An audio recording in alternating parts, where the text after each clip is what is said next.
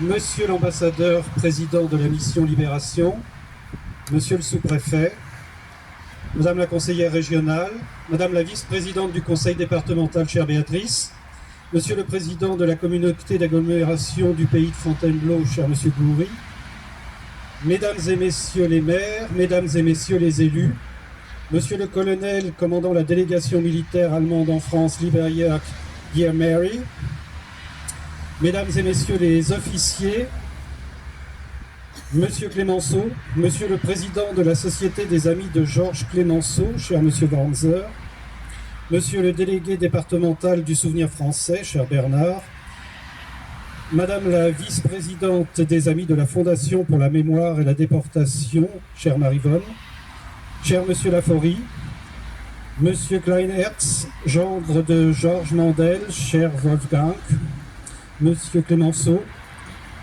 Monsieur le proviseur, Monsieur le principal du Collège des Capucins, cher Monsieur Baraillé, cher Omaïra, élève de la classe engagée des Capucins, Mesdames et Messieurs, chers amis.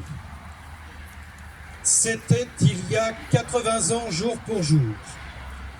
Il y a 80 ans, donc, allait tomber ici, vers 19h, Georges Mandel, ancien ministre de la République, qualifié à juste titre de premier résistant de France. Voilà 17 ans que notre comité du souvenir français, sous l'impulsion de feu Jean-Pierre Aunier, œuvre à raviver la flamme de la mémoire, à faire que cet homme clairvoyant sorte de l'injuste oubli dans lequel il a sombré après la guerre. C'est lui qui avait mis en garde ses collègues parlementaires dès le 30 janvier 1933, de la montée des périls outre-Rhin, alors que le maréchal président Paul von Hindenburg, conseillé par son propre fils et un certain Franz von Papen, avait signé le décret nommant Hitler chancelier, celui-là même qu'il nommait dédaigneusement le caporal de Bohême. À la drôle de guerre avait succédé le 10 mai 1940 la guerre éclair, der Blitzkrieg, et bientôt l'accession de Georges Mandel au Marocain de ministre de l'Intérieur dans le dernier gouvernement de Paul Reynaud.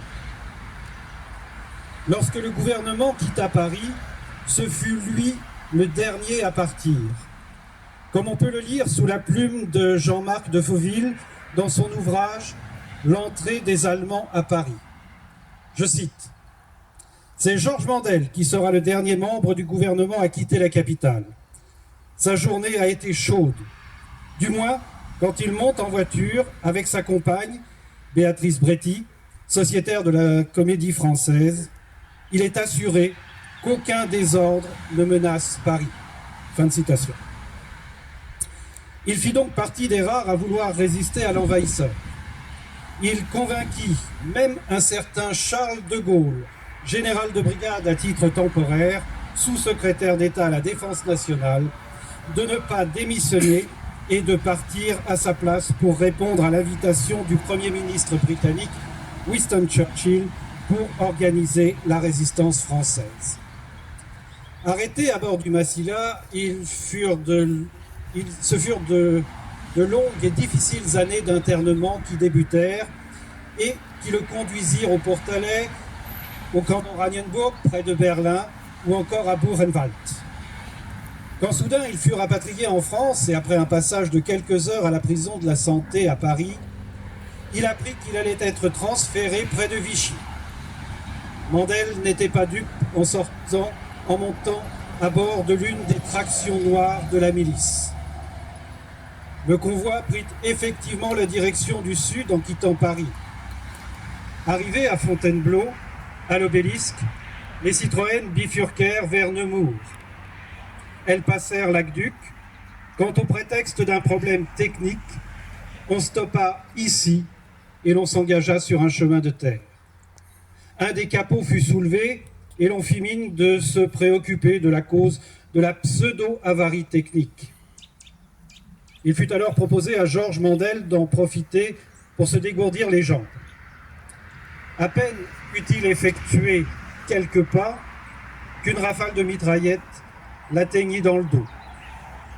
Il était environ 19 h en ce 7 juillet 1944 et Georges Mandel n'était plus.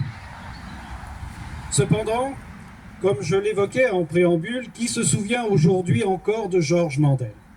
Quel automobiliste prend le temps de s'arrêter pour découvrir celui qui est, du fait de la patine du temps, devenu un illustre inconnu? Alors cette année encore, chacun d'entre nous a une fois encore contribué à faire que la flamme Georges Mandel ne s'éteigne pas. Et donc, comme chaque année, devant ce monument que nous devons aux amis de Georges Clemenceau, je conclurai par ma sempiternelle parodie de l'appel du 18 juin. L'année prochaine, comme cette année, nous commémorerons l'assassinat de Georges Mandel. La mémoire de Georges Mandel ne doit pas s'éteindre et ne s'éteindra pas. Je vous remercie.